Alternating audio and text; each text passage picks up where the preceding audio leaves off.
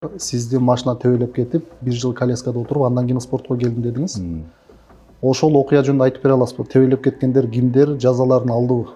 Эркек болуп мен мындай бирөөгө ушу жашка чейин келип отуруп, канча таяк жесем деле бирөөдөн үйгө айтып келген бала эмес элем. Бир апабызга кайрымдуулук кылып үй салып берипсиздер. Кайрымдуулук кантип жасалып, сизге ким кайрылды? Камчы Кыдыршаевдин баласы. Атаймурасы менен байланышкан. Дароо байланышып, ушундай силер Жалал-Абадта турасыңар, мен дегенде Бишкектен казармандык жигит жактан келип атам. Байкап койбойсуңарбы? Башка окуучуларыңыз кандай көз карашта? Таарынып, биз дагы жылыс болобу элек деп, эмне үчүн көп айылды тартасыз? Элдин талабы, меники эмес. Азыркы кыргыздын жигиттерин көргөндө кайсы касиеттерине сиз намыстанасыз? Чачын боюп, көзүн боюп, сөйкө тагынган эркектерибиз бар го. Мына ушулар ушунчалык адамдын гыжырга тиет да. Мындай сөйкөсүн көргөндө барып эле кулагынан жулуп салгым келет. Ассаламу алейкум достор.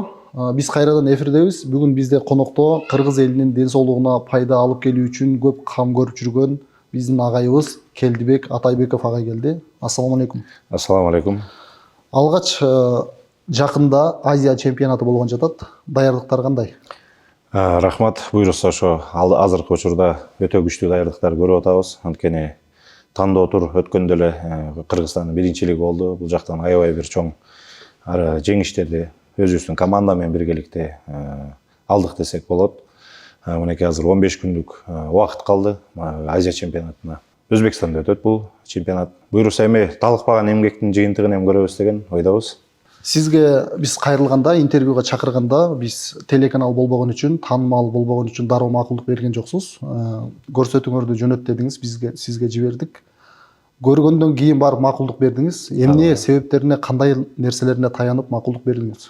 Көп учурда эми баягы биринчиден убакытты, менде убакытым тар болуп аткан чагы, себеп дегенде айтып өткөндөй эле бул Азия чемпионатына даярдыктарды көрүп атканда эс алуу күнүбүз да болбой калып атат да. Мына азыр бүгүнкү эс алуу күнүндө дагы сиздер менен биргеликте ушулар ой бөлүшүп отурган чагыбыз. Акыркы 60 күндөн бери менде эс алуу боло элек. Себеп дегенде өзүңүздөр көрүп аткандай эле бул машыгуу залындагы профессионалдуу спортчулар менен 50 бала менен алышып келем. Андан сырткары дагы көйгөйлүү маселедеги жүргөн жаш балдардын ден соолуктары менен күнүгө убара тартам да. Анан эми баягы жумасына 1 күн убакыт өзү. Эс алууга өзүңө үй бүлөңө арнабасаң дагы болбойт. Бардык өтөт. Анан үй бүлөм өмүр бою биз менен да. Анан балдардын өз учурунда балалыгын өткөрүп бербесең, эртели кечпи чоңойгондон кийин атайым эмне кылдың эле деген нерсе мен жүрөгүмдө калып калбасын деген ойдо баягы сиздердин берүүнү көрүп, эмне мааниде, кандай маани. Эми көп эле баягы YouTube каналда чыгарып атышпайбы. Бул учурларда эми өзүлөрүнүн бир жөнөкөй кызыкчылыгы үчүн сиздердин берүүнү карап көрсөк өтө бир жакшы маанилүү ойлор бар экен, маанилүү учурлар бар экен. Анан кийин гана макулдугубузду бергенге туура келди да. Ыраазычылык билдиребиз. Сиз казармандан болосуз. Ооба. Казармандын кыздарына барган жигиттер айылдан соо чыкпайт дешет. Өтө кызыгандуу жигиттер дейт. Канчалык чындыгы бар? Эми чындыгы чоң эле негизи. Чындыгы аябай эле чоң. Бул жакта эми баягы намустуу бардык эле кыргыздын жети дубанын элдери намустуу болот. Бирок биздин айылда башкачараак да. Башкачараак. Эми биз баягы жашап өткөнгө ал жактан өзүбүз гана түшүнө албасак, сырттан келгендерге жат көрүнүшү болушу мүмкүн.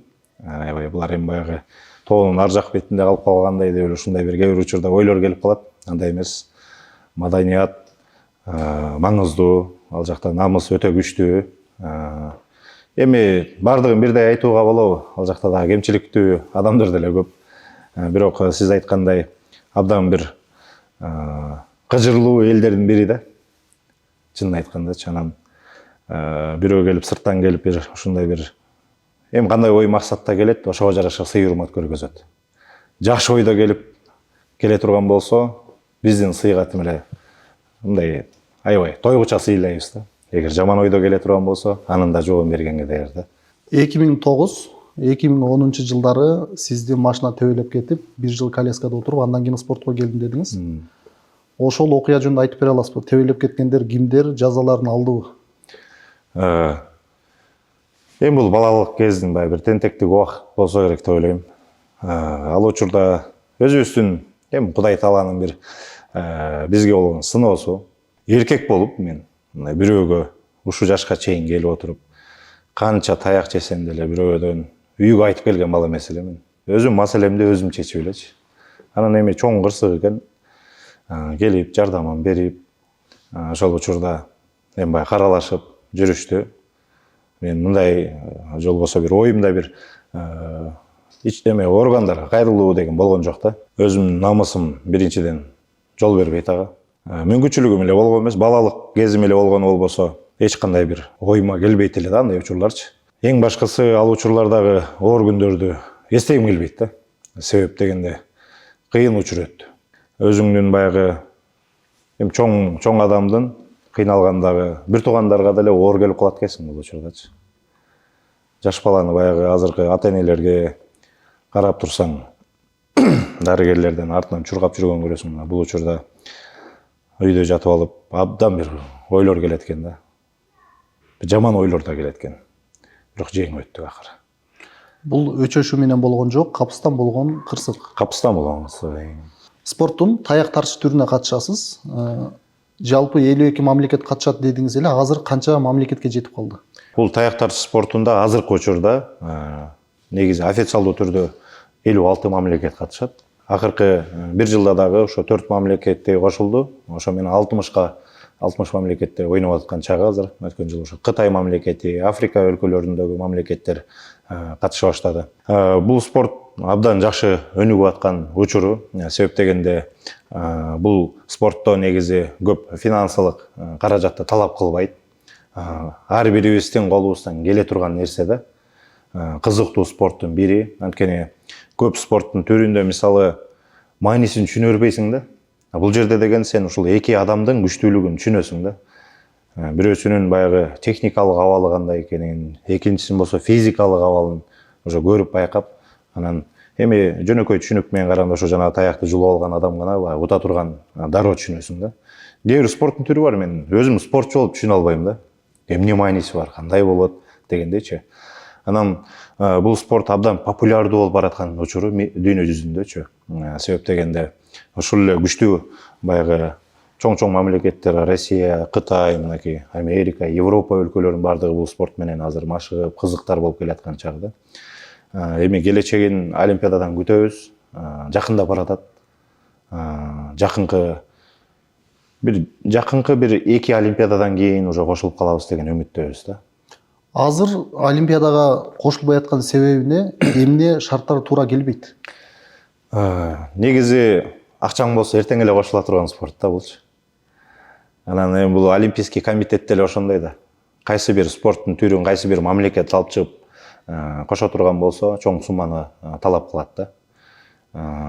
Эгер мүмкүнчүлүк болуп бул спорттун баягы чоң спонсорлору боло турган болсо, бат эле жетчү спорттун бири да булчу. Бирок өз эмгеги менен жете турган болсо, негизи популярдуулукка ээ болушу керек. Анан олимпиадалык баягы комитеттин баягы өзүнүн талаптары бар да. Ошол нерселерден өтүшү керек да. Жылдан жылга ошол негизи правилалар өзгөрүп баратат. Анткени кадамдарын карасак ошого жакыныраак сезилет да. Башка ошо олимпиадалык спорттун түрлөрүнүн катарындагы ошонун талаптарына биз дагы акырына буруп баратат да. Анткени жанагындай допинг контроль дегендер бар да.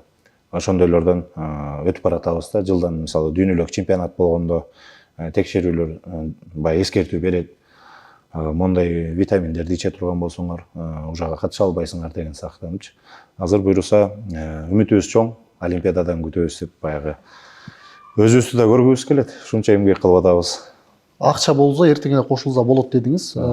Эми келечекте бул ушу мамлекеттер биригип акча чогултуу жол менен кошулабыз деп бара жатышабы, же өзүнүн күчү менен жетели деген ой менен бара жатышабы? Кайсы жолду тандашты? Маселе бул өзүнүн күчү менен жетейин деген жолдо баратат да. Себеп дегенде айтып өткөндөй эле бул кайсы бир спорт негизи дүйнөдө баягы популярдуулугун көргөзө турган болсо, анткени бул шоу чөйрө да. Шоу чөйрөнү бардык жакта кызыктыруу болуп аткан болсо тартып алат да өзүнөчү. бул деле кадамдары ошол тарапка баратат азыр. Бул спорттун түрү Якутиядан 1860 жылы чыккан экен. Сиздин негизги каршылашыңыз Якутиядан чыккан Дмитрий Попов деген киши дедиңиз. Ооба. Ал 12 жаштан бери машыгат экен. Ооба. Ушул кезге чейин канча жолу жеңилип, канча жолу беттештиңиз ошол каршылаш менен? Ооба, өтө күчтүү спортчу. Якут элинде бир да жолу утулган балбан эмес да булчу. Анан экөөбүз гана 2018 жылы 22 жылы ага чейин 6 ирет кездештик. 6 ирет. Анан бул спорттун түрү биздин өлкөдө жаңыдан өнүгүп атканга, бизде дагы аябай бир өзүбүздүн шартыбыз болбой жаткан учур эле да. Мисалы, спортчулар жок, биринчиден катышкан күчтүү спортчулар. Эми баягы спорттогу атаандашыңды жеңиш үчүн менден күчтүү бир балбандар керек да негизичи. Мен болсо ошол чоң салмактагы баардык салмак турнирлерге мен барчу элем да. Анткени башка балбан жок эле. Азыр болсо мынакей акыркы 2 жылдан бери өзүм ушул тарбиялап келаткан окуучуларым, балдарымды күчтөп, алардын салмагын өстүрүп, мага атаандаш кылып, анан машыгууларым эми өткөрүп атам да. Кудайым буйруса, быйыл дүйнөлүк чемпионат бизде өтөт. Ноябрь айында дүйнөлүк чемпионат бизде өтөт. Чынын айтканда 6 жолу кездештик. 6-10 тең утулдум. Бир дагы жолу ута элексиз. Баягы эми мындай официалдуу түрдө ута элекмин, бирок баягы 2-1 эсебинде бир упай менен утулуп калдым да. 3 жолу. Тажрыйбасын өлчөсөк, ал адамга канча жыл болду, сизге канча жыл болду? Эгер бул спортто карап көрө турган болсок, бул спортто ал 12 жаштан бери келип атсам, мынакей азыр 32-де 20 жылдык тажрыйбасы бар. Мен бул спортто болсо болгону мына быйыл 9-жыл экен. 9-жыл. Башында башталган 5 жылды биз билген жокпуз, эч нерсени үйрөнө алган жокпуз да. Акыркы 4 жылдан бери абдан жакшы атаандаштык жаратып келебиз. Коркунуч жаратабыз десек болот. Себеп дегенде азыр Кыргызстан мамлекети болсо, ошол мурда 56 мамлекеттин ичинен дүйнөдө 2-чи орунда турабыз. Ушунча кадамдарды таштадык, ушунча издендик. Кудайым буйруса, жакшы бир багыттар менен биз дүйнөдө 1-чи орунга жетебиз деген үмүттөбүз. Быйылкы жылы. Быйылкы жыл бизде өтөт, үйдө өтөт. Бул жылы эми максималдуу аракетибизди көрүп, элибизди сүйүнтөбүз деген ойдобуз. Быйылкы жылы Кыргызстанга Дмитрий Попов келеби? Келет. Каршылаш болуп чыкканга быйыл даярсыз. Жеңем деген үмүттөр бар. Буйруса. 20 жылдык тажрыйбасы бар экен, сизде тажрыйба азыраак, тажрыйбадагы чоң бир өзүнүн немесин берет да. Албетте. Ал жигиттин эмоциясы, ал жигиттин баягы аракети, изденүүсү. Анткени биз мурда болсо чыгып эле мындай жеңилдик менен утулуп берчик да. Жыл өткөн сайын мен араң утуп атат да, бизде дагычы утуп атканда да жөн эле утуп алган жок да. Мурда болсо биз ушул Якут баягы Россия өлкөсүнө чыкпайсак экен 1-чи, 2-чи айлампада деп коркот элек да. Эми коркосуң да, жаңы баштап атасың, ким эле барып эле утулуп калгысы келет. Азыр болсо ушул мамлекетте биздин баягы атаандаштар артынан өсүп аткан чагда ушул мамлекет келбесе экен деп алар ойлонушат да. Жеңил утуп алсак экен депчи. Жеңил утуп алганга биз жол бербейбиз. Анткени биз алтынга ачка болуп турган кезде азырчы. Чемпион болуш оңой эле. Бирок ошо чемпиондук учурду кармап туруш татаал да. Мына азыр ошол коркунучта ал жүрөт. Мен болсо артынан ошол учурду мен жеңем алам деп мен жүрөм да. Өзбекстанда жарыш өтөрүнө 5 саат калганда сизди сыйлап, плов жедиришип, 4 килограмм салмак кошуп жиберишкен экен.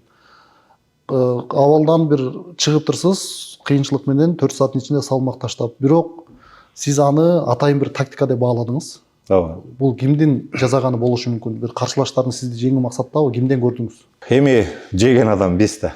Өзүм эле көрдүм. Биринчиден ал учурда мисалы эми ушунча алыстан барып атсаң, ал жакта да спортчу достор, анан сый урмат көргөзөбүз дешет. Башканын оюн кандай экен мен мындай бир эми жаза катарында эле көргүм келбейт алардычы. Сый урмат менен бөлүп аткан болсо, аны жоктой албайт экенсиң. Түшүндүрүп деле айтып көрдүк, бирок баягы андан ал убакыттан кийин сапарга чыга турган балдар эле негизичи. Анан ал учурда эми ошо тамакты жебей койгонго да болбойт эле да. Жылына бир жолу келсең, сый урмат көргөзүп коелуп, анан кийин баягы нафсты тыя албай билип аттык, эртең ушундай мелдеш, тараза күн болот. Бирок өзүмдө ишенич бар эле. Мен өзүм организмди сезем, билем, тааныйм, канча убакытта канча салмак кетире алам деп. Бирок абдан оор учур болгон. Жайдын аптасы 22-июнь болсо керек эле. Эми Өзбекстандын Хива деген шаар, Түркменистанга жакын. Жайдын аптасында 51 градус ысык да. Эч ким жок, бир тирүү жан жок көчөдөчү. Баардык жашоонун баары кечке маал башталат экен алардачы. Анан ошол учурда атайын весогонкалар бар жанагындайчы. Кийимдер кийип алып, башыма калың эшикте ысык болуп атса, шапканы кийип алып, ушундай калың кийинип алып, жанагы жерде чуркап жүрөм да. Чуркап жүрсөм, элдин баары таң калып карайт да. Не деген жан дегендейчи. Алар болсо ысыктан качып көлөкөдө үйүндө жатат кондиционердин ичинде астында. А биз болсо ошо көчөдө жүрөбүз. Бул эмнени билгизет? Бул ушунчалык баягы өзүнүн жумушун сүйгөн адамдын иши да. Жөнөкөй адам кыла бербейт да. Жөнөкөй адам көчөгө чыккысы келбей атат. А биз болсо бизге керек. Бул спортчунун милдети. Аткарыш керек. Эмне гана болбосун аткарыш керек. Баягы айтат эмеспи? Бутуң сынып калса да тиштебей атса дейт. Колуң менен эме дейт да, бас дейт да, аракет кылыпчы, сүйрөлүп болсо да. Колуңда иштебей аткан болсо, анда сойло дейт да. Бизде ушундай эле тартип бар. Такыр болбой бараткан болсо тиштеп ал дейт. Мына ушуга чейин жетишибиз керек биз. Ошентип мен 2 саат аралыкты машыктырып, 2 сааттын ичинде 4 килограмм 800 граммды кетирдим. Бирок абдан оор болду. Көп күчүмдүн баары кетип калды да. Кыска аралык болуп калды да. Ысык дагы өзүнүкүн алып койду окшойт. Ал учурда да ошо дүйнөлүк кубок болуп аткан. Тилекке каршы атаандашыбыздан утулуп, коло байгеге ээ болуп келгенбиз. Жаман эмес. Мунун баардыгы бизге сабак. Анын баары тажрыйба алып келет. Антип башты жерге салып кала турган болсоң, бул күндөргө болбойт эле. Дагы да аракетти кыла беребиз. Тамакты жеген өзүңүз, ошентсе дагы каршылаштын заказы бар деген бир күмөн барбы? Жок, мен антип ойлобойм. Антип ойлобойсуз. Антип ойлобойм. Себеп дегенде эми сый урмат көргөзгөн адамдар, алар деги эле спортто түшүнүгү жок адамдар да, мисалычы. Жөн гана биздин колдоочуларыбыз конок катарында көрүшкөн да. Жакында Америкадан жакшы байгелүү орундар менен кайттыңыздар. Ошо Америкада, Россияда, чет өлкөлөрдө өткөн жарыштарда сизди жеңиш үчүн бир допинг колдонуп, жана башка бир оюн эрежелерин бускан учурлар барбы? Азыр эми мисалы бул эми олимпиадалык эмес спорттун түрүндө да баардыгы эле колдонушат. Бизде эле жеп аткан тамактардын кээ биринде болгон чыгар, бирок бизде азырынча текшере элек да. Баягы кылдаттык менен текшере элек. Эми ошондой эле жанагындай спорт тамактарын ичебиз да. Ошонун арасында бар да кээ биринде болот. Анан эми американецтерди карап көрсөңүз, килейген балбандар, алар сөзсүз колдонот да.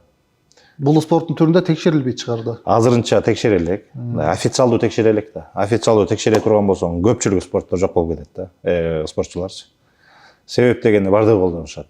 Анан мындай бир эми Алла Таала берген нерсе менен бир өзүбүздүн мындай жөндөмдүүлүк да бул дагычы. Кайсы бир учурда мисалы өзүм мындай 105 салмакта дайыма жүрөм. 105 салмак менен мындай Кожомкул атабыздын ташын көтөрдүк да, 630 килограммдык. Илейген 2 метрлик, 200 килограммдык салмактары менен деле балбандар келген го. 28 балбан турду ошол жерде. Бирок эч ким кыла алган жок да. Мен ойлойм, бул Алла Тааланын бизге берген ушу бир жөндөмдүүлүк да, күч. Ошонун аракети менен да. Мен дайыма машыгуумду токтоткум келбейт. Ошолорду изденип, артынан ушул кандай абалда утуп атышат башка атаандаштарды. Мен кантип утуп алам деп ошо ар бир спортчунун машыгууларын карап чыгам. Ошого жараша эле мелдеш учурунда тактикасын өзгөртүп, өзүмдүкүн даярдап барам. Жеңилдик болот да. Өзүңүз эрежени бускан күндөр болдубу? Өзүм эрежелерди бускан учурлар болгон эмес. Себеп дегенде эч нерсе колдонгон жоксуз. Жок. Себеп дегенде эми спортчу деген профессионалдуу спортчу бардыгына даяр болуш керек да. Бардыгын алдын алып туруш керек. Антпесең сенин баягы профессионалдуу спортто кыска эле аралыкта болуп калышың мүмкүн да. Окушуң керек, изденишиң керек, даяр турушубуз керек да эң башкысы. Башка спорттун түрлөрүнөн жеңишке жетишип келгендерди Кыргызстандан тосуп алышып, унаа, үй берип жаткандан көрүп турабыз. Ооба. Сиздердин спортту таяк тартышты Кыргызстан мамлекеттик деңгээлде жана башка кандай колдошот? Барып келиш жол акылары кимден? Бул таяк тартыш спорту эми биздин өлкөдө жаш спорттун бири десек болот да. Быйыл эми 10 жыл болгон экен. 2014-жылы келген. 10 жыл болду. Бул спорттун эми келечекте биз деле күткүбүз келет өзүчө. Негизи спортту өндүрүш үчүн, баягы өнүктүрүш үчүн шоуну жаратып туруш керек да. Деги эле бардык спорттун түрүндөчү. Ансыз болбойт. Ансыз колдоо болбойт дегендейчи. Мамлекет тараптан акыркы 2 жылдан бери гана жакшы колдой баштады. Чындык сөз бул. Анткени олимпиадалык эмес дирекцияда акырындан биз бай жыйынтыктар көргөзүп келип атабыз да. Мисалы, ошол эле бир топ сумманы, миллиондогон акчаларды башка спортко салат, бирок жыйынтык жок да. 30 бала барса, 2 же 3 келет. А биз болсо 30 бала бара турган болсо, 20 медаль менен келип атпайлыкпы? Анан кайсын колдош керек талап? Бизди колдойт да. Биз жыйынтыкты көргөзүп атабыз. Акырында уже бул спортко баягы сала турган болсок, жооп бар экен деп түшүнө баштады да.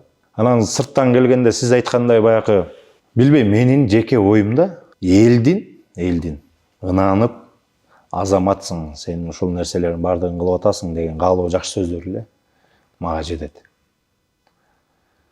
Эми берсе жаман эмес. Биз деле анчалык деңгээлде мен үмүттөнө албайм. Анткени мен намысты акча менен баалабайм да. Менин биринчи жолу алган медалым азыр мисалычы акыркы алган менен барабар да. Экөөнүн айырмасы бир эле. Анан эми колдоп турса, анткени спортчулар да өсөт эле. Анткени бул спорттон колдоп атат. Жакшы мүмкүнчүлүк бар экен деп жаш спортчулар дагы ошону ойлонот да. Анан жаман жолду тандабай, кой спорт менен деле жашоо өткөрсө болот экен деп баягы өздөрүнүн жашоосун ушул жактан көргүсү келет да. Көп эле учурлар болгон. Келесиң, баягы эле жора жолдошторуң 5-6 киши тосуп алат, 10-15 киши мененчи. Анан сырттан эле баягы энең тааныбаган, атаң тааныбаган спортчулар келсе эле 200 миң, 300 миң доллар берип, биздикилер жакшы көрүнүп албай. Ошол 200 миң, 300 миң долларды сырттан биздин спортчулар утуп келгенде, ар бирине 1000 доллардан берчи. Мисалычы 200 балагачы. Өмүр бою жүрөгүндө, өмүр бою эсинде калат да. А баягы келип кеткен киши кетти уже, бүттү, жок, болду. Бир келет, акчаңды алып кетип калды. 2 күнкен го. А биздин балдар болсо спорттук карьерасы бүткөнгө чейин ошол жерде мээнет кылайын деп атпайбы? Туурабы? Ошон үчүн ар бир биздин баягы спонсор болгусу келген агаларыбыз, жора жолдоштор болсо, мындай каякта бир нерсеге салбаш керек да бул акчанычы. Өзүбүздүн келечекке муунга салыш керек. Кыргыздын өсүп өнүгүшүнө, кыргыздын мындай бир калкан боло турган жигиттерине колдоо көргөзө турган болсок, эртең келечегибиз, эртең мамлекетибиз ушундай бир абалда бекем турат деп айтат элем да. Демек азырынча колдоо жок, жол акылар дагы бар өзүңүздөрдө. Мисалы, кечээ күнү Америка барып келген жагында өзүмдүн чөнтөгүмөн барып келдим. Ар бир Америка барган сайын өзүмдүн чөнтөгүмөн барып келем. Азия чемпионатынан Кудайга шүгүр мамлекет бере турган болду. Дүйнөлүк чемпионатка, көчмөндөр оюнуна берет. Эми бизде деген мисалы жылына мамлекет 3 чемпионатка берип атат да. Бул аздык кылат. А биз 20-сын сыртка чыгып келип атпайлыкпы? Элестетиңиз. Башында бир учурлар болот. Эми кайры чыдай эле жүрөсүң да. Мейли өзүмө го табам. Өзүмө тиги жора жолдошторум бар, тууган урук бар дегендейчи мисалы. Анан окчуларым да бар да. Алар жаңыдан, бирок жалындуу балдар, кыздар. Булар дагы намысты колдон чыгарбай келаткан балдар, кыздар. Ушулар үчүн сурайсың, айла жокчу. Айла жок сурайсың. Ушундай учурду колдон алып, ой санаанын баары бизде машыгуу да болбойт да, чынын айтайын. ой сананын баары кантип акча табууга болот, кантип барып келсек экен. Анан кээ бир учурда утулуп каласың, утулуп калсаң айтат, ушуну көрмөксүңөр депчи. Ушундайды көрмөксүңөр деп. Буга биз сынбайбыз. Мындай сөздөр, мындай бир критерийлер бизди болсо күчтөндүрөт наоборот. Андыктан дагы биз баягы кадамдарыбызды таштап алга кете бергенге даярбыз. Сиздин башка спортторго деле бир кабилетиңиз бар деп ойлойм. Башка ойдо жокпу дагы бир спорт өнүктүрүп алып кете алам деп көз жетип жүргөн? Бар, көп спорттун түрү бар. Мисалы эми азыр болсо ошо эми оор атлетиканын багыты болуп атат да биздикичи. Өзүбүз эми баягы ар бир адам тиши өткөн жакты кылса, мээси жеткенин кылса, өнүгөт да. Азыр дагы бир жакшы бир спорттун түрлөрү бизге өзүнүн эмелерин берип атат. Ошол спорттун баягы өнүктүргүлө Кыргызстанда депчи. Эми Европа өлкөлөрүнөн келген спорттун түрү, мисалы стронг деген спортчу, Англиянын спорту да. Бирок Кыргызстанда дейт, кыргыздардын баягы жашоосуна, тарыхына ылайыктуу кылып өздөштүрсөңөр болот дейт. Мисалы таш көтөрмөй, ат көтөрмөй кылып же өгүз көтөрүппү, ушундай бир сыяктуу кызыктуу кылып, анткени биздин ата бабаларыбыз болгон ошондой нерселер менен кылып келген. Примерно ошол сыяктуу кылып бир өздөштүрүп алсак, ыңгайлуу спорттун түрү, жакшы, кызыктуу спорттун түрү, балбандарыбыз да көбөймөк. Күчтүүлөрдү дагы аныктамакпыз. Айыл жергесин абдан көп да. Айыл жергесинде. Трактор көтөрүп койгон балдарды көргөндө таң калгам да. Келбейсиң, келчи, бир дүйнө кыдырып келели. Сенин талантың может быть айылда эле эмес. Дүйнөнүн бир булуң бурчунда бир Кыргызстандын желегин көтөрө турган жигит экенсиң деп чакырсаң келбейт байкуштар. Жашоо. Мындан 4 жыл мурун Кожомбул атабыздын тоюнда 630 килограмм таш көтөрдүңүз. Байгеге 150 миң сом акча алдыңыз. 120 миң сом. Сиз мурунку интервьюда 150 миң дептиз. Примерно баасын айтсам керек. Азыр канча килограмм көтөрө аласыз? Азыр деле ошолорду көтөрөбүз. Ошол эле күнү ат көтөрүп дагы экинчи байгени уткансыз. Башка бирөөлөр айтат. Бирок көпчүлүк анча-мынча элдин бир нааразычылык чычалап бараткандан байгени башка бирөөгө берген дейт. Экинчи ат көтөргөндөгү байге канча акча эле кимдер чычалап эмне үчүн берип койдуңуз? Жакшы суроо болду. Көптөн бери ушу 4 жыл өтүп кетти да, айткым келип жүргөн өзүчү. Ошол учур десеңиз, мисалы, Кожомкул атабыз күлүк чапкан эмес да. Туурабы? Кожомкул атабыз болсо эңишкен, күрөшкөн, оор көтөргөн да. Анан каяктагы эле бир улуттук спорттун түрүнө коюп туруп, именно ошол Кожомкул атабыз кылган баалуулукту ал жерге көргөзбөй койду да. Эмнеге көргөзбөй койду? Ошол эле жерде депутат агаларыбыздын аттары күлүк чабылып атыптыр. Бул биринчиси. Ошол эле жерде именно күрөш атайм, Кыргыздын улуттук оюну кыргыз күрөш болду. Ал жакта жүргөн агаларыбыз көп жылдан бери мээнет кылып баягы өзлөрү балбан агаларыбыз бар. Сөзү эсин табат. Билет ким экенин. Түз эле айтып коеюнчу ошол жерден дагы. Агаларыбыз бар. Эми чычалайт да. Эмнеге чычалайт түшүнбөйсүң?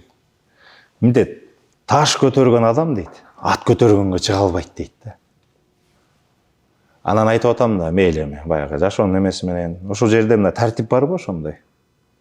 Эл эмнени сурап атат бизден? Могул жерде 5000 адам көрүүчү. Сиздин көтөрө албай коюп кылганыңызды сурап атабы же менин көтөрүп ошол жерден турганымды кол чабып атабы? Суроо. Десем чычалайт да. Мындай атын атабай эле коем, бирок сөзү эсин табат. Жетет булчу, могу интервьюңар жетет точно. Анан кийин мисалы таш көтөрүп атканда 28 балбан чыкты да. Өзбекстандан келди, Казакстандан келди.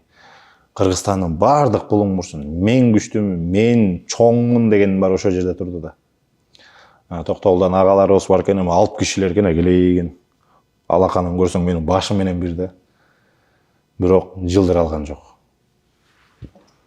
Ошондой эле айтып өткөн эле Кудай талант берген, бизге берген жөнөмдүүлүк экен бул. Ошол жерден өзүмдү мындай бир бала кезде, бул тарыхтагы нерсе да, бала кезде тарыхтан окуш элек да. Кожомкул атабыз ушул ташты көтөргөндө бетинен кан чыгып кеттир дегенде, баласыңды элестете албайсың да, кантип бетинен кан чыгып кетет депчи. Ушул жерде турганда мен денемен, көзүмөн, башыман, кулагыман кан атып кетейин деди да.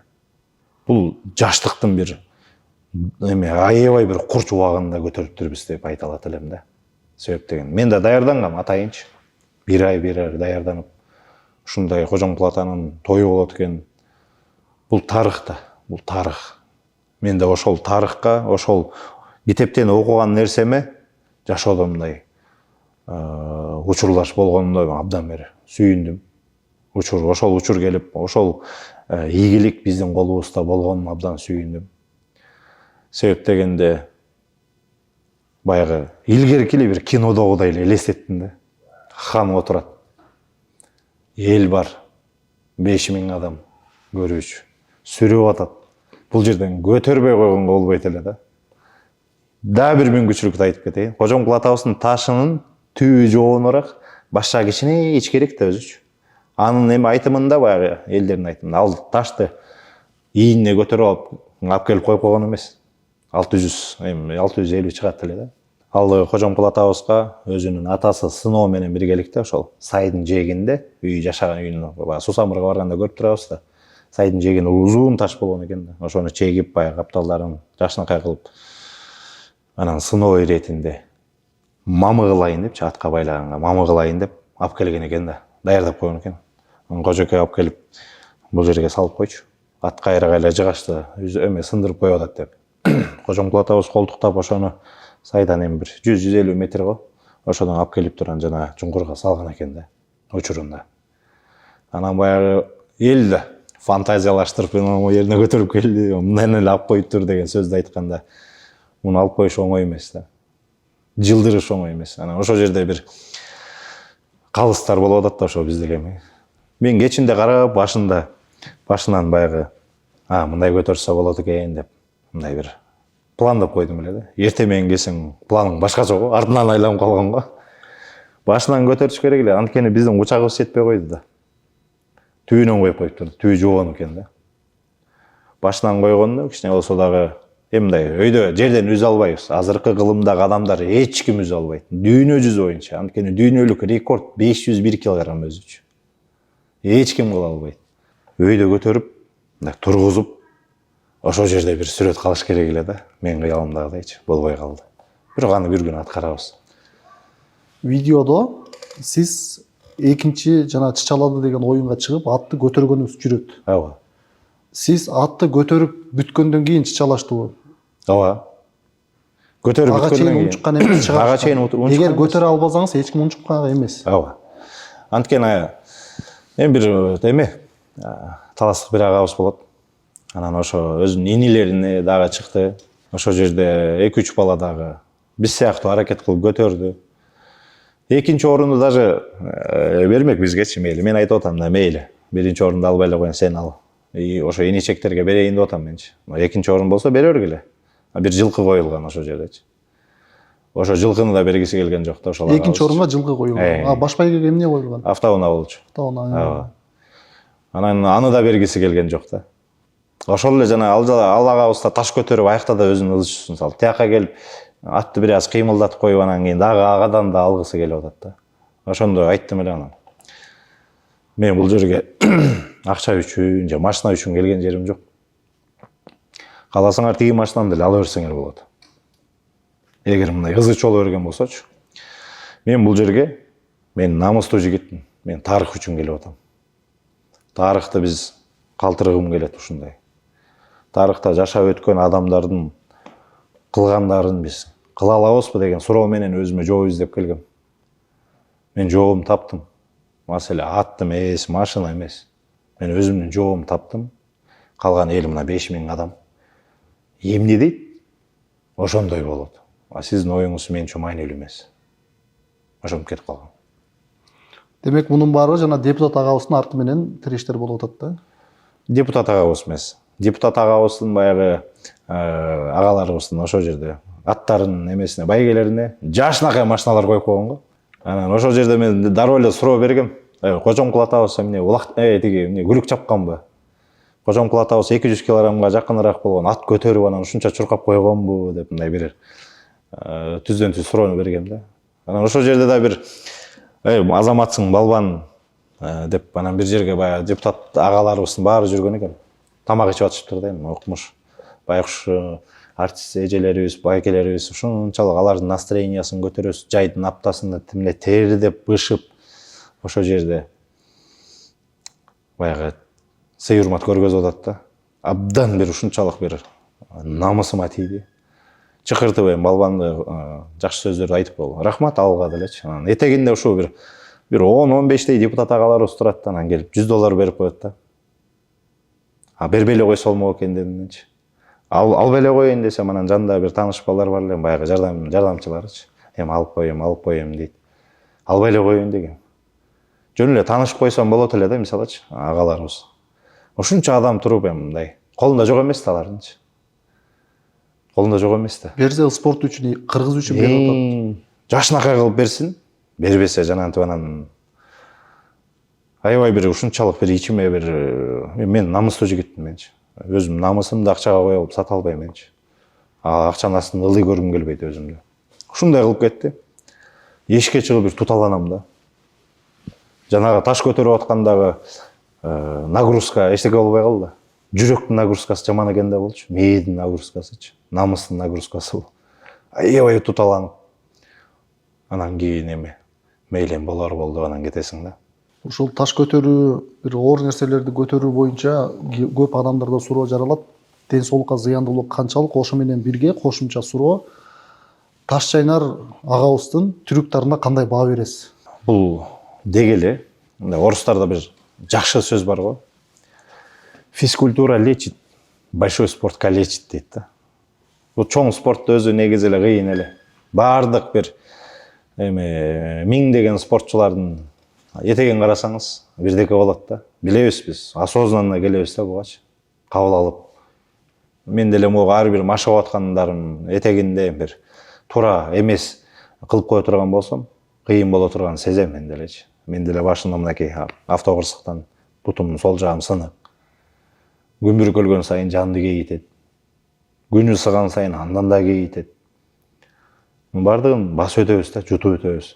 Анан сиз айтып аткандай эле оор көтөргөндүн этеги көпчүлүк эл жөнөкөй карапайымга бир 5 килограммдык салмакты ала койсо бели ооруп калгандан түшүнүп атышат да. Даярданып келиш керек бугачы, жеңил болуш үчүн. Биз деле тура калып туруп эле 200-300 көтөрүйбөйбүз да. Акырындан убакыттын өтүшү менен организм көнөт, булчуңдарың баары күчтөнөт. Анан ошол учурдагы видеолор чыгарсаң, өлүп каласың, мынтип каласың. Өлсөк эми жаратуучу бир күнү кетебиз баарыбыз эле. Бирок ошого чейин аракетибиз токтоткубуз келбейт да. Бул сүйгөн жумуш. Бул сүйгөн жумушту токтотуш кыйын. Бул мындай айтканда да, наркомансың да спорткочу. Мунусу жок. Элестетүү кыйын да. Эми сыноо берсе көтөрөбүз. Жана жатып калган кезде келип бутуң иштебей калса, колум менен жасаган күндөр да болгон да. Анткени бул биздин стрессти ушу менен чыгарабыз да. Бул көчөдөн уруша албайсың. Канча деген көчөдө окуялар көп го өзү. Үйдөн жумушка келгиче эле канча киши сөгүп кетет мени. Анан келип туруп бул салмак менен бирөөнү мурдунга бере турган болсоң, же бутка тебе турган болсоң, согуп албайт да. Анан эртең эмне болот? Келдибек Атайбеков баягы күчүнө таянып, алсыз эмени келип туруп сындырып коюп деген сөздөр болот. Ошон үчүн. Анан жана айтып өткөндөй Таш чайнар агабыз абдан күчтүү, абдан аракеттерди кылган. Бооруна күч келген да. Аябай күч келген. Боорго кандай нагрузка күч келет биринчиден. Анан Таш чайнар агабыздын баягы жеген нерселери дагы күч келет да. Мисалы мен бир күндө 4 же 5 маал тамак жейм. Бирок моундай тамакты жебейм да. Таш чайнар агабыздын өз учурунда, күчтүү учурунда көрдүм эле да. Бир отур 5-6 тамакты жейт да. Ошону чыдап өткөргөн. Бул боор деген биздин фильтр да. Фильтр деген көтөрө албай айрылып кеткен да, мындай айткандачы. Анан ошодон кесепетинен эми агабыз менен жакшы мамиледебиз. Учурунда кызыгып, агабыз деп биз дагы таң калып карачу элек да. Анан аягы өкүнүчтүү болуп калды эми жаман эмес, жашоо уланып атат. Бирок абайлаш керек, кылдаттык менен. Окуш керек да, билим керек. Бул жөн эле күчтүү болуу шарт эмес. Күчтүүнүн күчтүүсү болгонго бул билим керек да. Ошондо күчтөнө аласың. Казарманда бир апабызга кайрымдуулук кылып үй салып берипсиздер. Бирок толук маалымат ала алган жокмун, өзүңүздөн сурайын деп турам. Бул кайрымдуулук кантип жасалып, сизге ким кайрылды? Ал апаны кантип тандадыңыздар? Канча адамдын көмөгү менен? Жана ошо менен бирге элге бир үлгү болуу максатында кандай кайрымдуулуктар менен байланышып турасыз? Бул окуя казарманда эмес. Бул Жалал Абад областында, шаарда эле Жалал Абад шаарында. Ошо чекедеги бир районда апа жашайт экен. Жалал Абадта ошо телеканал бар, 7-чи телеканал бар, билесиздер да. Ошол 7-чи телеканалдан интервью берип, жардам сураган экен апачы. Эми 70ке таяп калган апа. Аябай кыйын абалда жашап аткан экен. Кызы да бар эле, ичет экен. Эми энесин караш керек да, барыбыз деле энебиз бар. Анан ал адам аябай ыйлап эме болгон экен. Анан мага эми буга чейин деле, ал окуяга чейин абдан көп адамдарга мүмкүнчүлүгүм болушунча эл аркылуу жардам берем. Өзүм шотум ачып эле. Анткени бул аманат. Жоопкерчиликти өз мойнума алам. Ар бир тыйынына чейинчи, ар бир тыйын. Анткени аманатка тийген кыянат дегенде мен үчүн алардын акчасынан эмес, ошол жактан кийин, могу жашоодон кийинки жоопкерчилик коркунучтуу да мен үчүн, эмне болот депчи. Элдин ишеними бизге артып, ошол кылып аткан иштерибиз дайыма жардам берип келебиз. Ошол окуяларды кайра жөнөтө берди, жардам берип койсоңуз депчи. Анан кайдыгер карап тура албайсың. Биз барыбызда эне бар. Эненин көз жашы төгүлүп атса, тургум келген жок да. Орозо учуру эле 2 жыл мурда ошо Жалал Абадка барып, анан кийин ошол жерден үй менен тааныштык, апа менен тааныштык. Акыбалы өтө жаман да эми. Мындай кепе да кепе. Карыларга карып калган кезде мындай нерсе буйрук эме болбосун да, туш болбосун да. Аябай ичим ачты. Эми жалгыз кызы бар экен. Жакшы эле түшүндүрдүк эле, бирок эми тандоосу ошол экен. Ичип дагы эле жашоосун улантып алат дейт. Азыркы учурда ошол апаны мен Жалал Абадта досторум карап турушат, каралашып, аркы берке кылып. Анан ал жерде окуяга үй маселеси боюнча ушундай болуп атат деп элдерге эми бир жар салдым. Мүмкүнчүлүгүңөр болсо жардам бергиле деп бир 150 миңдей акча сразу дароо чогулган. Анан эми өтө чоң эмес, бирок баягы жашоосуна караганда сонун жашоо да. Кадимкидей үйдү салып, чекчейтип, мүмкүнчүлүгү менен элементарный ажатканасы жок эле да. Ушундай бир 4 чыбыкты мындай баягы эмени тосуп коюп, ошол жакта муктаждыгын жоюп аткан экен да. Ичим ачты да аябайчы.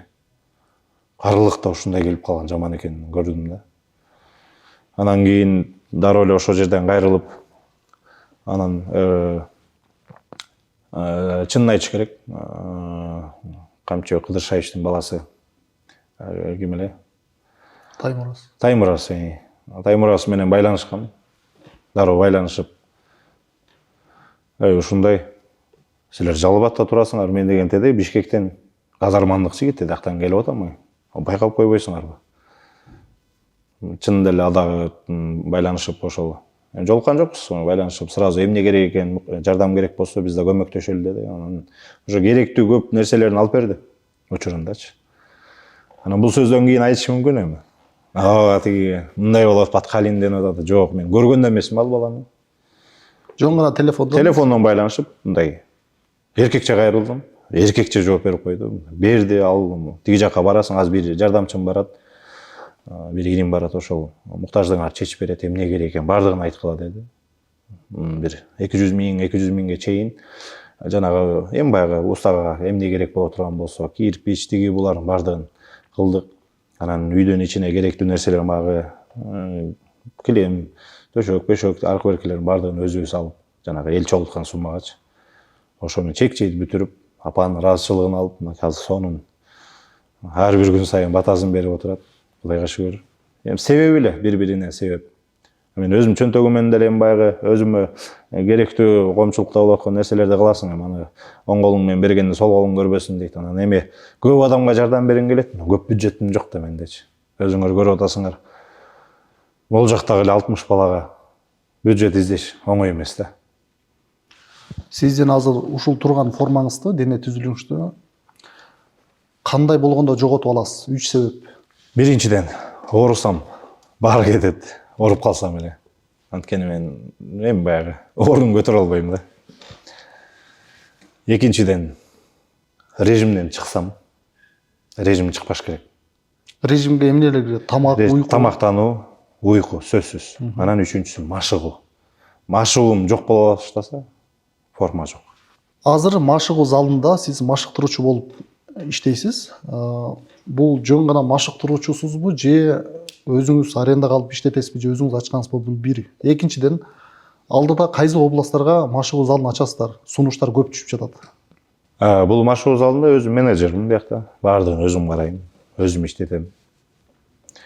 Биякта агабыз менен биргеликте иштейбиз. Шайбек деген агабыз бар. Ушу 2021-жылы ачканбыз биякта биргеликте. Жакшы колдоо көргөздү. Мен эмнелердин баардыгын сурандым эле, баардыгына ичин толтуруп бериңиз, ичин толтуруп берди. Ар бир айткан баягы талаптарымды жок деген жок. Анткени Байке да спортты жакшы көргөн экен, адам экен. Азыр болсо таяк тартыш федерациясында бизде президент кылып, Бишкек шаарынын президенти кылып шайлап койгонбуз. Абдан жакшы колдоосун көргөзүп келет. Өзүм эле ушул Байке ушул жака болуп бериңиз.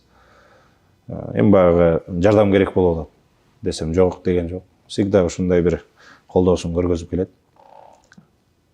7 дубандан күнүгө чалышат, күнүгө сурашат. Анан ушул эле келип баягы мүмкүнчүлүккө келип такалат да. Ачкыбыз келет. Анткени жардам болот да булчу. Бул ишке аша турган нерсе да. Түз эфирден кайрылып койгум келет эми. Колдоо көргөзүңөр келип аткан болсо байланышкыла. 7 дубандан ачып берелик.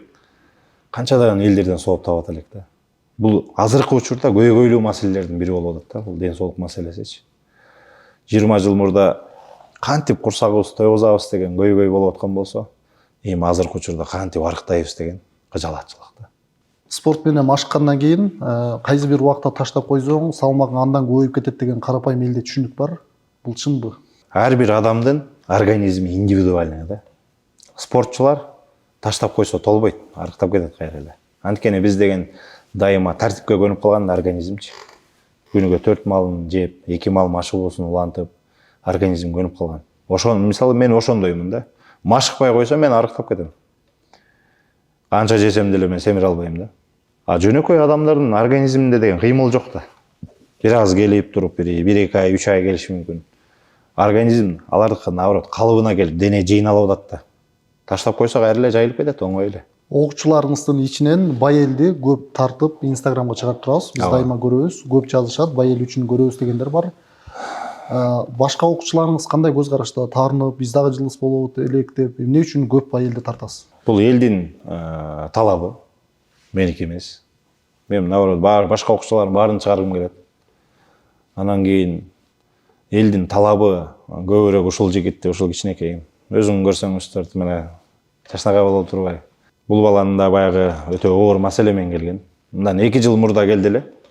Апасы алып келип 7 жаштуу кичинекей топтомолок бала болчу анда дагычы. Жардам бере аласызбы дейт. Кичинекей балага ата энеси жардам бере албай атса, мен ал учурда жардам бере албайт элем да.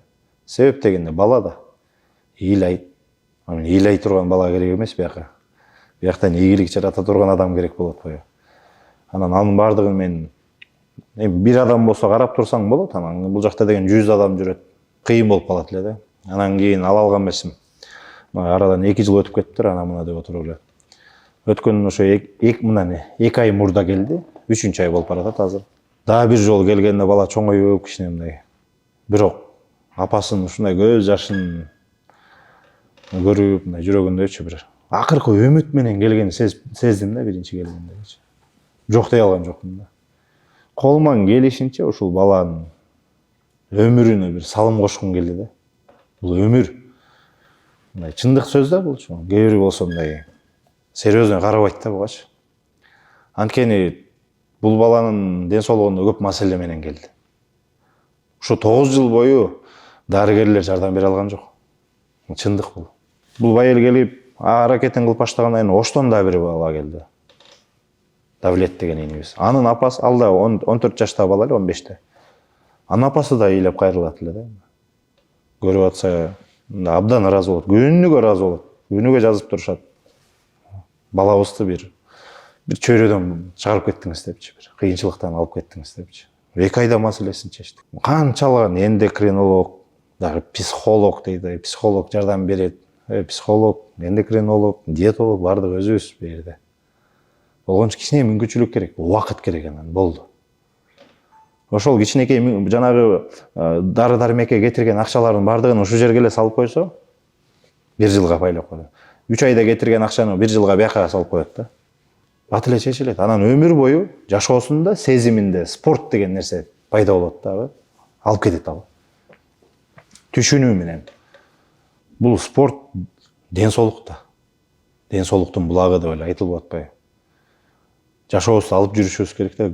Бардык ийгиликтүү адамдар, ийгиликтүү миллионер, миллиардерлер биринчи убакытын 45 мүнөт, 1 сааттык спорт менен башташат. Эмнеге?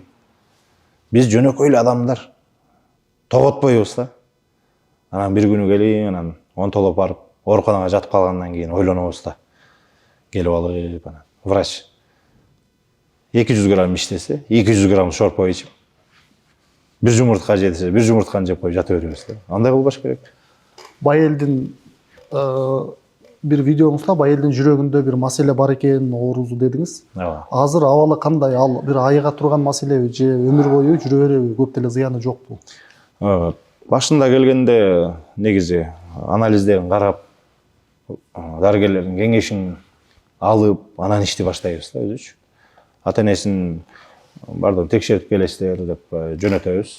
Анан келгенден кийин карап туруп анан ишти баштайбыз да. Анан мен организмде бир нерсени билбей туруп мен кантип ишти баштайм. Жүрөгүндө бала кезде жанагындай кичинекей тешиктер болот эмеспи? Ошондой менен чоң төрөлгөн экен да. Анан өткөндө общий анализден бүт бардык врачтаргачы, кайсы врачка көрүнөт, кардиолог, эндокринолог, диетолог бардыгына барып көрдүм. Өзүнүн оюн угайынчы, жообун угайынчы депчи. 9 жылдан бери ошо бул жалдагы 3-чү больницада, детский больницада. Ошол жерде врач карайт экен. 1 жаш 8 айында 30 килограмм чыкчу экен да бул жигитчи. Элестетпейсизби? 20 килограммдык лишний вес менен. 1 жаш 8 айда деле 10 килограмм чыкпайсың даже. 7-8 чыгышы мүмкүн да. Эң балбан бала болсо делечи. Анан ошол айтат, кантип ишке ашып атат силердики дейт да жекечи.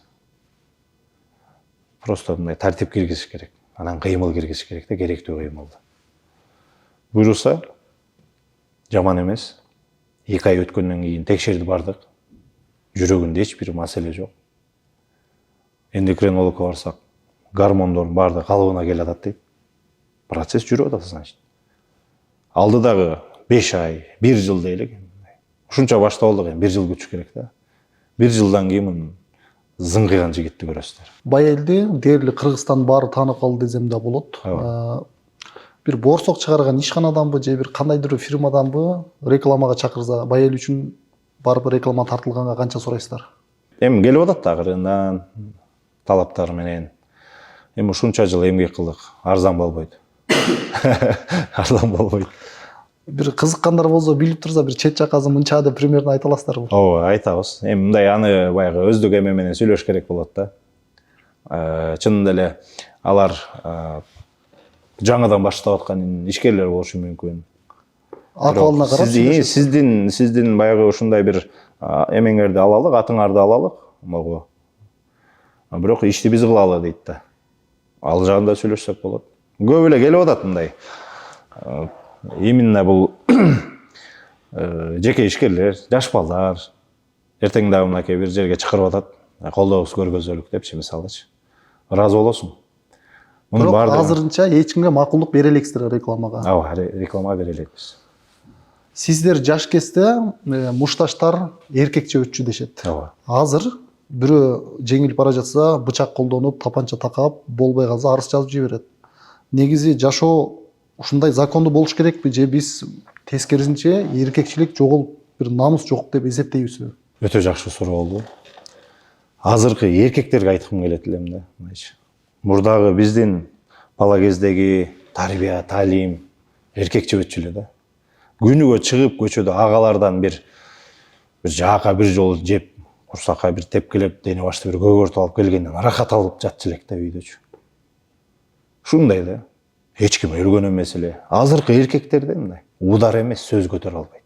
Бардыгын эле карасаң, бирдеки болсо камерасын көтөрүп чыгабы, бирдеки болсо бирөөнүн айыбын көргөзгөндү. Жакшы эмес да бул. Бул өзүбүздүн намысты тебелип атпайлыкпы? Сиз айткандай жанагынтип келе калыш бычактан бере коюшуп анан тияктан тигинте калыпчы. Намустуу жигит деген. Мисалы ушул сиз айтып аткан нерсени айылда жок да андай нерсе. Азыр деле азыр кандай болуп калды белгисизби? Шаарда жашап өтүп атканга биле албайм да.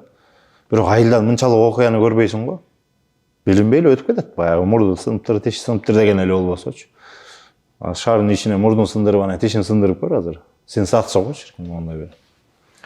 Сизди эркектер арасында разборкаларды катуу чечет дейт. Мейли мушту менен, мейли тил менен. Акыркы жолу качан чечтиңиз? Мен эми мындай бир жөн гана түшүндүрүү жолу менен чечем да. Урган эмесмин, соккон эмесмин. Эми бала кезде го мындай. Ар бирибиздин башыбыздан өткөн го. Бири-бирге десе бири-бирге түшүп, онунга десе онуна кете берчү элек.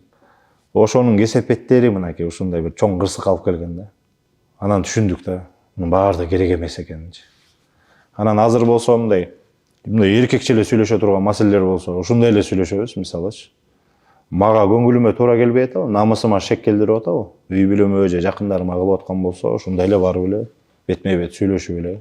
Болгон окуялар, эркекпиз го башыбызда, баардыгы эле өткөн. Анан же бирөөнүн эмгегин, же бирөөнүн баягы бирөө үчүн барып, анан акчасын алып берип койгон, тиги андай болгон эмес да. Мен өзүм маселемди өзүмө тиешип эле, өзүм эле чечем. Чечип келгенбиз, чечип кете беребиз. Акыркы жолу качан чечтиңиз, эсте барбы? Бар. 2 жыл мурда эле. Бага келет да жашоонун багыты да карабайсызбы? Бир иничек бар эле. Иш кылалы деп. Көп сумма акча алат. Анда мен бирөөдөн алып берем кашайып. Жок да. Азыр тиги жанагы Ашар деген эме болуп жүрбөйбү? Бир Акбар деген инибиз. Аферист болмой. Бетине эле айтам да, дайыма эле айтып келем аны. Ошонун артынан болот да. Тыйынымды бербей, мени атымды жамандап, мени кордоп атат, колдоп атат, минтип атат, тигинтип атат деп. Болгон жаман нерселерин баары жазып коет да. Анан келчү бери. Кана менин акчам. Эмне муну айтып атасың деп. Берип берчүсүн, берип койбойлу. Берсең анан кийин барат. Анда баягы агаларыбыз бар эле. Ал жака чейин жеди дейм. Мына ушундай бир сенсация да эми. Анан мени келип анан урам согом дегендер көп. Мени издебей эле койгула, мен өзүм барайын. Деп анан жолугуп тигини тартып коюп, экөөнү отургузуп алгандан кийин эми тиги туура эмес болуп калды да. Анан кайра өзүнө баягы мойнуна алчусун алды. Анан кийинчерээк анан акчасын коюп берди. Ошол учурларда укмуш кыйналдым да. Кыргызстанда деги эле бул дүйнөлүк масштабта ушундай болот деп ойлойм. Акчалуу адамдар спортсмендерди колдонгусу келет. Сизге канча жолу сунуш келип, канча жолу урунуп көрдүңүз? Балким чиновниктер, балким бизнесмендер. Анчалык чоң бир кинону представлять эттиргим келбейт адамдарга. Айтып өткөндөй эле, менин намысыма акча алдыда турбайт да. Менин намысым үйдө турат. Бир жаш дегенде бала кезден 23-25 жашка чейин бир учурлар болгон. Ошондой бир жогорку кеңеште иштечү эле бир агабызга кичине бир жардамчы болуп, машинасын айдап, водитель болуп, кызматын кылып калалы деп. Бир учурда ушундай бир сөз сүйлөйт да. Баягы кичине ичип алганбы, эмне болгон? Кудай андайды бербесин да. Билбейм, мен намысыма турган. Ошол кишини өзүм өлтүрүп ала баштагам да. Ушундайга араң калганда кой чыдап эле кетейинчи. Болбойт экен депчи. Аябай жаман. Кээ бир учурда болот. Билбейм. Азыр деле окуяларды көрүп атабыз го, мындай чыгып атат го. Минтип анан тигинтип деп. Кыйын болгон агаларыбыз андан бетер көп. Билбейм, намысым мен төбөлөттүргүм келбейт. Бүгүнкү күндүн баатыры ким сиз үчүн? Кимди баатыр деп эсептейсиз? Бүгүнкү күндүн баатыры. Бүгүн баатырларды көрө элекмин азырчы. Бүгүнкү күндү эмес, өтүп кеткен учурдагы баатырлар булар. Могу дарыгерлер деп эсептейм да. Мына ушулар эрдик кылды. Анан өтүп кеткен окуялар, ошо чек ара окуясы боюнча жаңжал болгондо, мына туруштук берген жигиттер, мекен коргоочулары. Мына ушуларды эсептейм. 2020-жылы ковид учурунда өзүнүн өмүрүн тобокелге салып жүргөн дарыгерлерибиз, мына ушулар баатырлар. Үйдө баласы менен энеси чок отуруп тамак иче албай калды го, коркконунан. Мага жугат, карачы кандай жан таттуу. Ошол эле учурда Баткен окуясы болуп атат. Ар бир ата эне үчүн бала кымбат нерсе да. Бул чеги жок нерсе да. Баасыз нерсе. Бирок ошол жака барып кызмат кылып кел деп жумшап аткан ата энени көргөндүчү ушунчалык дух алдым да мен дагычы. Кудай буюрса биздин да балдар чоңоюп мекенге кызмат кылат деп мындай өзүм даярдап атам азыр. Баягы алайлык жигиттин граната менен жарылып кеткен учурундагы сезим мендичи, денемдетип элечи. Ар бир учурда кан жүгүрүп турат да ошону көргөн сайын, сөзүн уккан сайын. Ал жактан жарадар болуп келип. Мен деле жаным аягым келбейт мекен үчүн. Ошо күнү эле жетип барганбыз биз дагы. Эки учурда бардым. Эл далилдеп берет го. Баткен эли далилдеп берет. Колуман келбесе ошо жерге ок атканга мүмкүнчүлүк бербесе огуңарды алып бергенге болуп турайынчы ошо жерде. Кетпей койгонбуз. Мен баягы аны чече турган ошо атайын мына кызматтар турат. Такыр болбой калган жок да. Биздин куралдуу күчтөрүбүз алсыз эмес да, күчтүү. Анан эл да карап турап чыдай албайт экен да мындачы. Өзүбүздүн бир туугандарыбыз кайтыш болуп атса кантип карап тура аласың? Мына учурдун баатырлары ошолор. Эки учурдагы. Ковид учурундагы бул дарыгерлер деп айтам. Экинчи учур жаңжалдагы баатырларыбыз ушулар. Анан кийин чыга калып парашюттан секирип кетсе бул баатыр болуп, космоска бара алса бул баатыр эмес. Бул мүмкүнчүлүк. Баатырларды өз учурунда ошентип сыйлаш керек. Дарыгерлерибиз бардыгыбыз унутуп калдык, бардыгыбыз бир туугандай болуп калдык эле. Бири-бирибизге карап жардам берели деп калдык эле, бирок 4 жыл өтүптүр унутуп калдык баарыбыз. Кайра эле баягы эле жашообуз. Кайра эле бири-бирибизди жаман көргөн, жек көргөн, кыйынчылыктар, ушактаган. Эркектерибизди көрсөң, могу интернетти, тиктокту да жаап салса жакшы эле болмок. Мен аябай сонун эле карап аттым эле ошонучу. Бүт эркектердин намысын тебеледи да жанагындай болгон акмак балдарчы. До сих пор тебелеп келатат азыр. Эмнеге мындай нерсеге жол беребиз, мен өзүм да түшүнө албайм да. Келип тынчытып койсо боло турган эле иште өзүчү. Эркекче эле чара көрүп элечи. Азыркы кыргыздын жигиттерин көргөндө кайсы касиеттерине сиз намыстанасыз? Кайсы нерселерин көрүп бир намысыңыз келет? Аябай бир көйгөйлүү маселелер бар да. Кыргыздын мындай ата бабаларыбыз ушундай бир кайраттуулукту, күчтүүлүктү, бир айбаттуулукту калтырып кеткен кыргызды ушундай бир азыркы учурда глобалдуу тема болуп атпайбы? Тиктокто жана жүргөн көкмеде болуп аткан балдар, жаш балдар, байкелер да жүрөт мына айткандачы. Вот именно ошолар булгап атат да. Анан өзүн башка улуттан сезип, ошо башка улуттун балдарындай сезип жүргөн жанагындай болуп, чачын боюп, көзүн боюп, сөйкө тагынган эркектерибиз бар го. Мына ушулар ушунчалык адамдын кыжырга тиет да. Мындай сөйкөсүн көргөндө барып эле кулагынан жулуп салгым келет. Чачын барып сразу эле кырып, эркек деген эркек болуш керек да. Жашынакай мен алып болуп жүргүм келет. Мен дайыма чакырып келем го. Көзүңөрдү карап жүргүлө. Эркек деген эркекче өсүш керек. Күнүгө ушул эми өздүк баракчаман кайталайм, какшайм. Анан кийин ушу TikTok багытындагы кыргызды ушундай уят кылып атат да булчу. Бул нерселердин бардыгын жоготушубуз керек, токтотушубуз керек да. Жалпылай жумурай журт кыргыздын кырандары. Эми баягы жаман адат калбашы мүмкүн да, бирок акырындан жоготсо болот. Шашпай.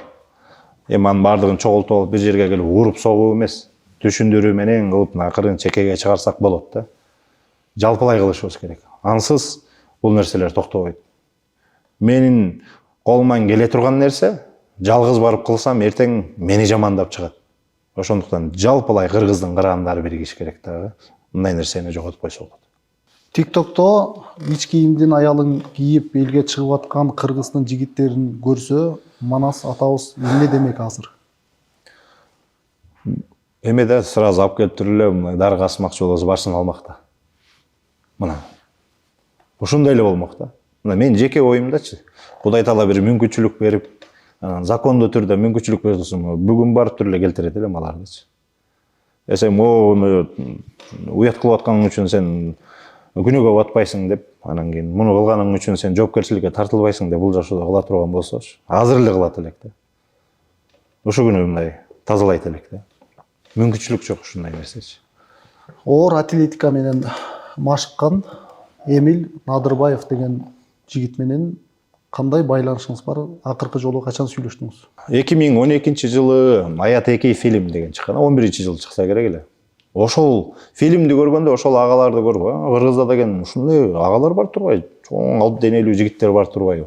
Деп биринчи жолу издеп, шаардан ошонун фитнес клубуна барып, машыгып, ал жерде иштеп даже. Ошол жерден башталган биздин эмечи, чынында эле.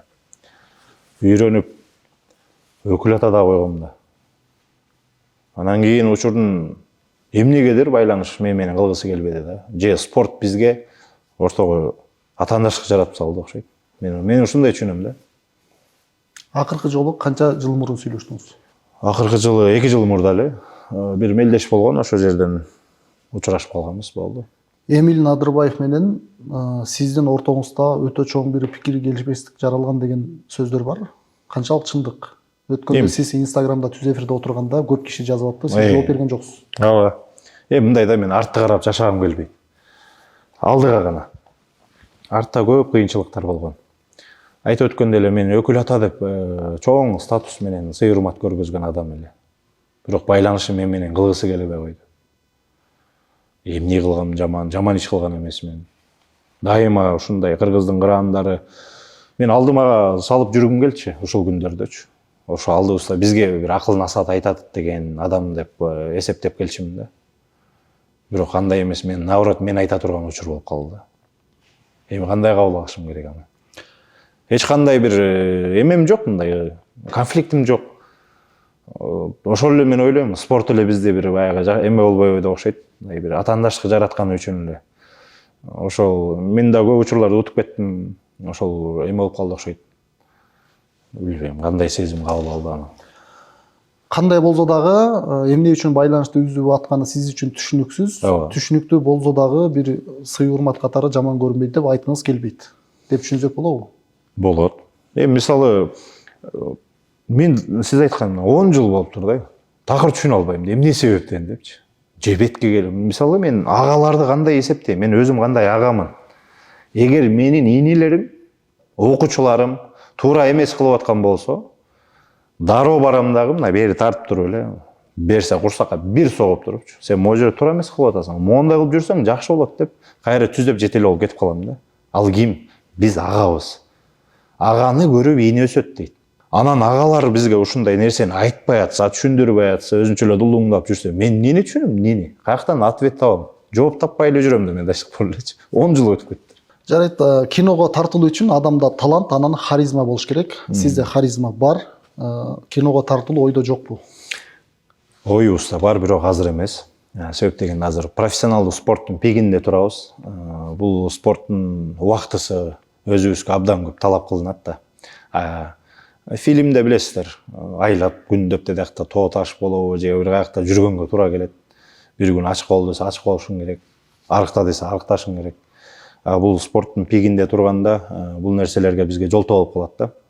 Көп учурлар болду, көп предложениялар болду, сунуштар. Мен ошол чоң спорттун эмесин жыйынтыктап алгандан кийин гана мен өзүмдүн баягы көңүлүмдөгү нерсени кылгым келет. Бирок кайсы учур болот? Мисалы азырда айтып кетейин. Бизде спортчу балдар бар да, анча-мынча кичине чала спорттиктер. Чоң спортто мондай мээнет кылгандарды гана айта алам да. Мына чыныгы спортчу депчи. Мына Ак жол жүрөт, Жоламан, Айсулуулар, ага чейимдер, Руслан Абасов деген агаларыбыз болгон. Канчалаган агаларыбыз болгон. Таза эмгек кылгандар да. Спортту көтөрүү багытында, түшүндүрүү багытында. Мына ушуларды мен спортчу деп айта алам. Анан келип бир 5 ай залга барып, же 1 жыл залга барып койгон, муну спортчу деген болбойт. Муну чала спорттик дейбиз. Бул нерседе актер агаларыбыздын мисалычы тамагын жебеш керек да. Мээнет кылыш керек биринчи, үйрөнүш керек. Анан 2 эпизодко тартылып алып эле, менде жолдошторум көп, аябайчы, тааныштарым көп. Актер деп жанагы данныйларына жазып алгандачы. Кантип актер болосуң? Эгер сен окуганды билбесең.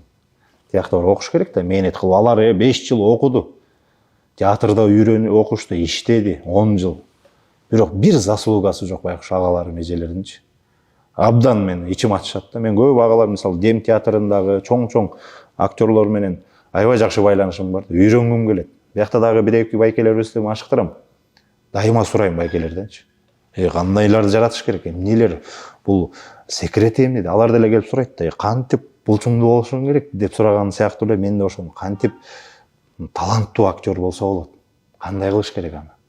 Үйрөнүп актер болсо болобу десең болот дейт. Анан актерде сиз айткандай өтө бир баалуулук бул харизма да. Харизма менен сен ошо кадрдын көркүн ачасың да. Анан эми сиз айтып атасыз биринчи жолу харизма айтыштың депчи. Мен өзүм деле байкала бербейт көбүнчө. Анткени мен эми актер болбосом, бир образ жарата элекмин да. Мен өзүмдүн жумушумду эле кылып келген үчүн, может быть, баягы күнүгө түз эфирден жана блогторду алып барганыбыз үчүн дагы көнүп калган чыгарбыз да. Анан буюрса эми кийинчерээк окуп, жок дегенде курстарын окуп, анан күчтүү ага эжелерибиз менен сабак алып барып, анан кийин гана анан кадамдарымды ташташым мүмкүн.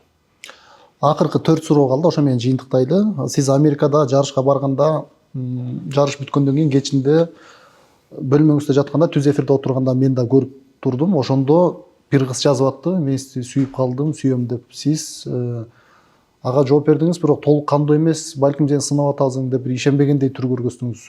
Мен сурайын дегеним, экинчи аял алууга кандай карайсыз? Жалпы сиздин өзүңүздүн көз карашыңыз. Эми мындай да, эгер бир аялды жакшы кылып бактылуулукка жеткире албасаң, телтеңдеп анан экинчисин алып анан кыйналып жүрө тургандай абал да жок да. Азыркы жашоо, мисалы, талабыбыз. Жашоонун шартын көрүңүз, адамдардын бири-бирине болгон мамилесин көрүңүз да. Алдагандар, кооздук үчүн жашагандар да. Кудайга шүгүр, үй бүлөбүз бар. Ошон үчүн жооп бергим келбейт. Мен үчүн андан сырткаркы нерселер маанилүү эмес да. Ушул адамды жакшынакай кылып, бул дүйнөдө мындай бир бактылуу кылып жашап өтсөк, балдарыбыз турат, чоңойтсок, ушулардын жакшы күндөрүн көрсөк, мен үчүн жетет да. Анан баягы Раматылык Чубак айткандай, сени бир ит талаганы жакшыбы, же 2 ит талаганы жакшыбы? Ошо эле өзүңө жооп аласың деп ойлойм да. Коомдо азыр бир талаш, эки пикир бар. Кээ бирлери аял менен эркектин укугу тең болуш керек деп жүрүшөт. Кээ бирлери аял бир тепкич төмөн туруш керек дейт. Аял эркек кайсыл маселелерде укугу тең болуш керек дагы, кайсы маселеде биринен бири төмөн туруш керек деп ойлойсуз? Эркектин эң эле чоң жоопкерчиликтүү маселеси булчу. Мисалы, жубай кылып алып атасың да, мисалычы. Ал жерден ушунчалык кыздын ата-энеси сага үмүт менен берип атат да.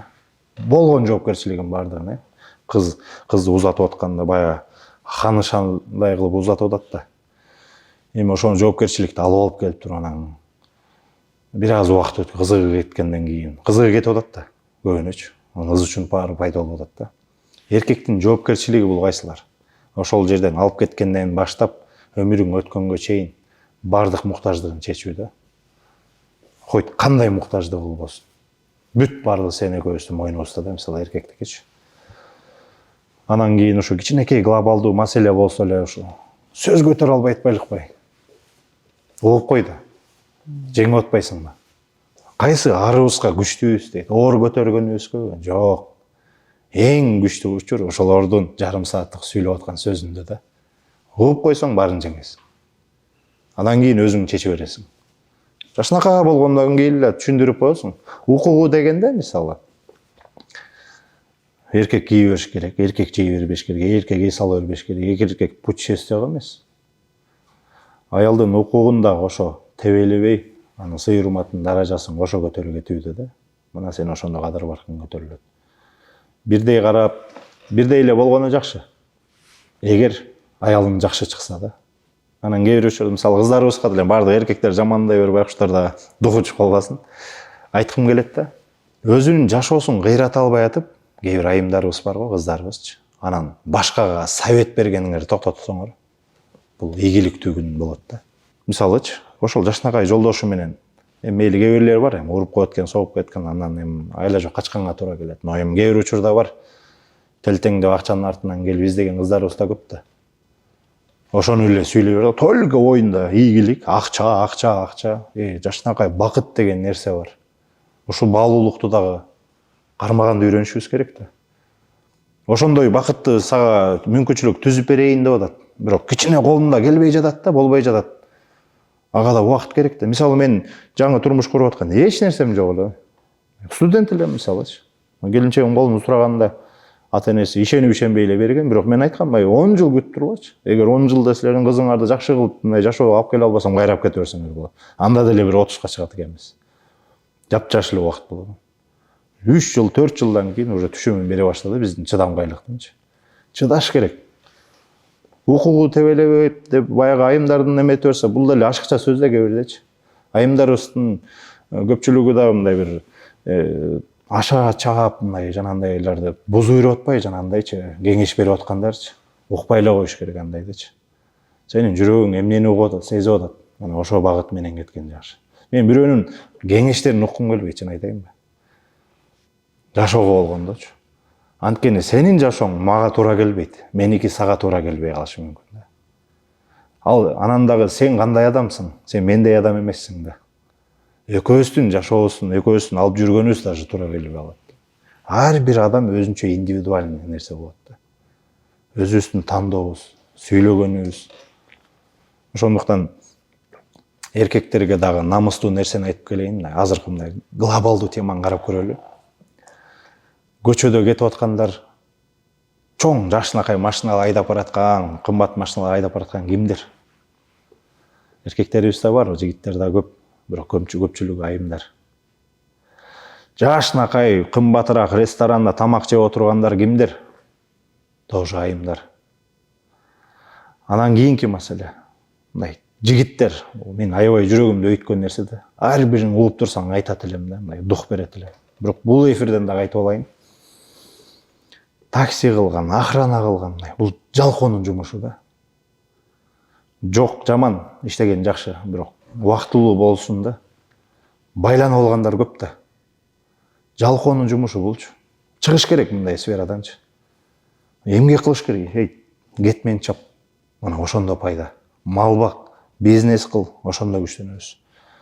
Анан кийин жаш балдарга айтат элем. Жаш кыздар болсо жана ресторанда тамак жеп отурат, биздин балдарыбызчы фастфудтарда турат очередь күтүп. 100 сомдук тамак жейт элем депчи. Бизде жигиттик намыс кайда калды?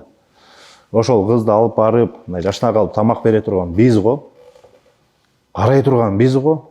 Бизде ишенич жоголгону үчүн анан жанандай болуп атпайбы, анан алардын дагы курсу көтөрүлүп, анан көбүрөөк сүйлөп атпайбы. Ошон үчүн жоопкерчиликти колдон чыгарып атканыбыз ошол да. Ошону колдон чыгарбай, өзүбүз карап, жашынакай кылып, пайдалуу бир, күчтүү бир эркектердин катарын толуктасак деп айтат элем. Сиз 2 жолу пранкка түштүңүз. Өзүңүз пранкка түшкөн адам катары пранк ден соолукка, аң сезимге канчалык зыяны бар? Кыргызстанга керектүү эмне ушул? Пранкта эмоциясы бизге окшоп мындай кичине контроль кылган адамдарга көп деле билинбейт өзүчү. Жакшы эле мына позитив да.